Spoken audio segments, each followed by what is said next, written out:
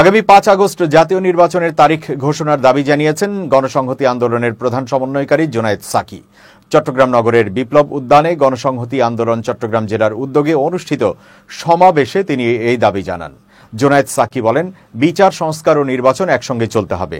গণতান্ত্রিক রাজনৈতিক উত্তরণ এখন বাংলাদেশের প্রধান জাতীয় স্বার্থ। তাই আগামী ৫ আগস্ট নির্বাচনের তারিখ ঘোষণা করা দরকার। যদি সেটা না হয় তাহলে এর পরবর্তী দ্রুত সময়ের মধ্যে নির্বাচনের তারিখ ঘোষণা করা দরকার। তিনি আরো বলেন, সুষ্ঠু পরিবেশ নেই এমন কথা বলে নির্বাচন পেছানোর ষড়যন্ত্র চলছে। এই ষড়যন্ত্র রুখে দিতে হবে।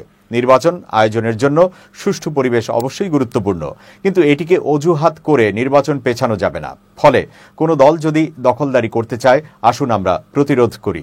জোনায়েদ সাকি বলেন, অনেকেই বলছেন নির্বাচন হলে তো আগের লোকই ক্ষমতায় আসবে। বাংলাদেশের মানুষ যদি নির্বাচন করে আগের লোককেই ক্ষমতায় আনেন, তাহলে আপনি কে এটা ঠিক করার? আপনি সবচেয়ে ভালোটা বোঝেন, পাবলিক কিছু বোঝে না।